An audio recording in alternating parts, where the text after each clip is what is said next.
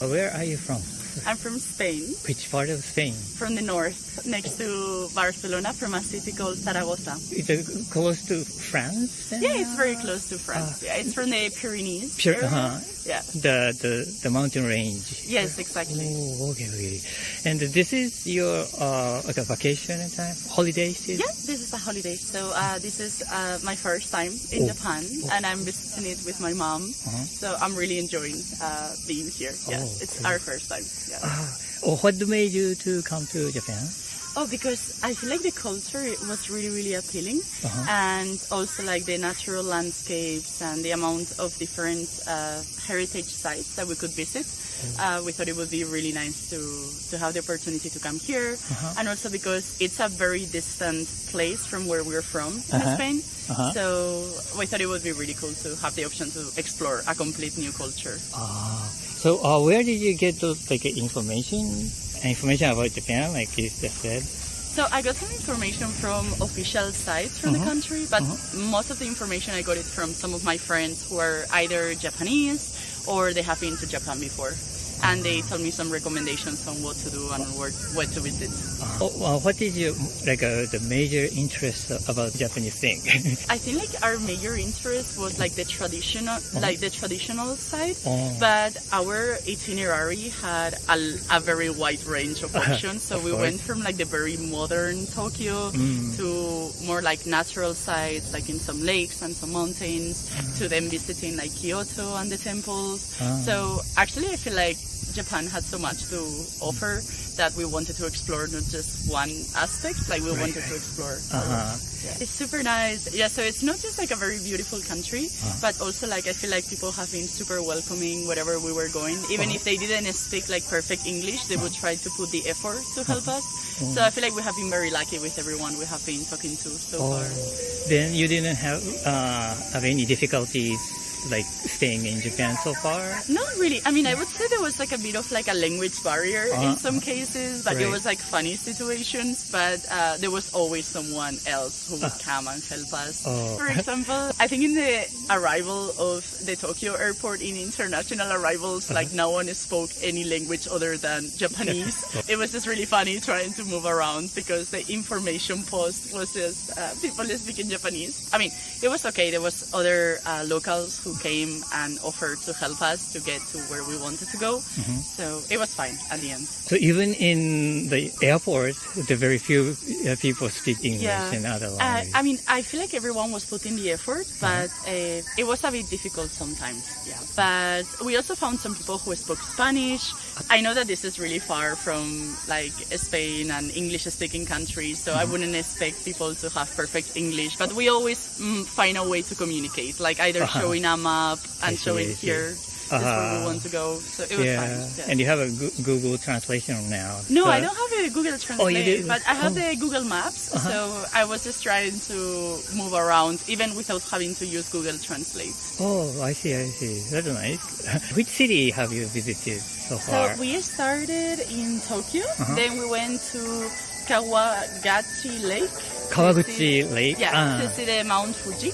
And then we went to Kyoto, Nara, and now we are here in Osaka. It was very nice, very different to everywhere else we have visited in Japan. It was like more rural. So we could see like the rice hills, and we visited the Fuji National Site. So it was very like quiet and peaceful. So it was also very nice to see, because it's not just a very big explosive Japan that you are like visualizing from the other end of the world. It's also like very mountainous and very beautiful. So it was a very nice area to visit.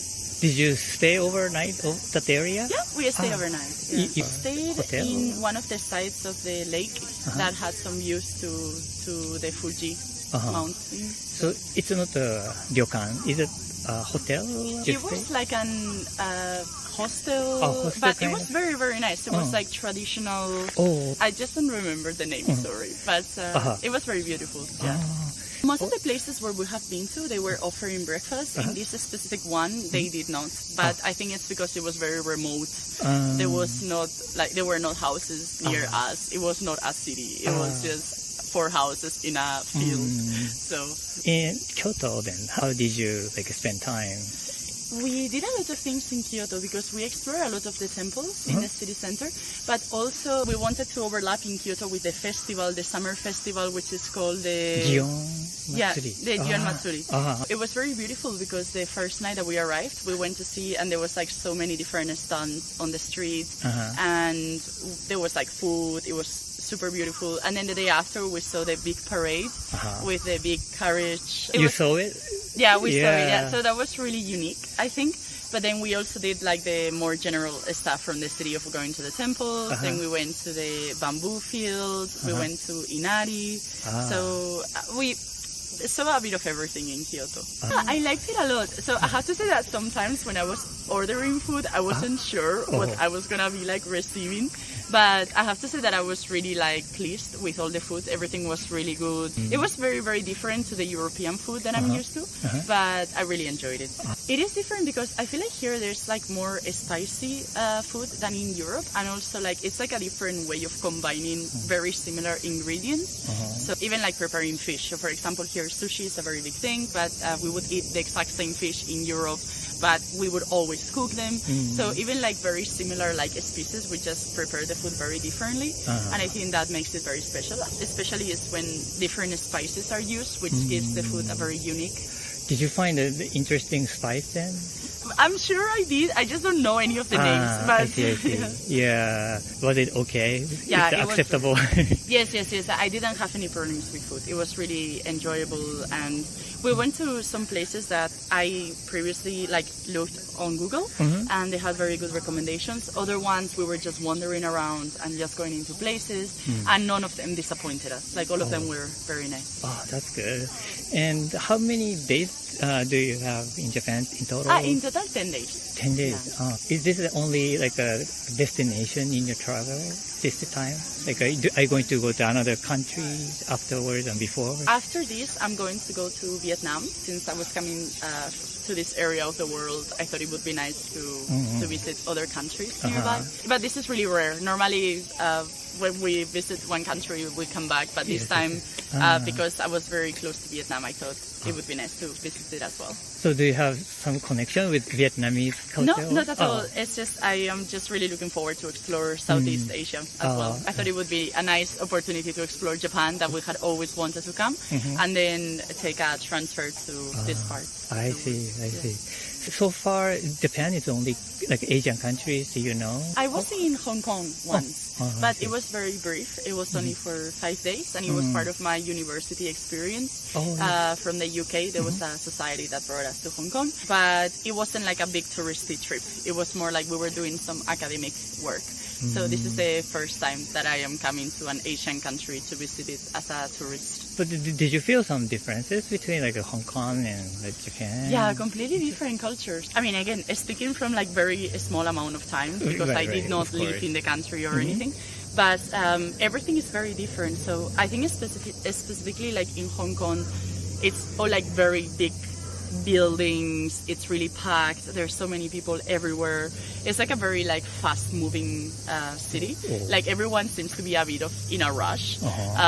But here in Japan, like people enjoy life more. I think it's a bit more like as we do in Spain. Like it's not like you're rushing to do something. Instead of living to work, you're working to live, which I think is a very good mentality. And also I feel like Hong Kong was very homogeneous. It was very similar, but Japan had so much to offer. I think like the range is way broader. So I've enjoyed more Japan than Hong Kong. In Tokyo, probably people are always also in rush. I have an image of that, but still slower than Hong Kong. Definitely less people, and it felt more unique to me. Even though I noticed that there was like a multicultural community for sure. Like it felt more authentic Japanese to me. While in Hong Kong, when I was there was a very big like fusion of cultures, and it was more difficult to know what was the actual Hong Kong culture. While here, it is clear to me what is the Japanese culture. That's very interesting. Okay, well, thank you so much. No problem. It was very Thanks a lot. fun.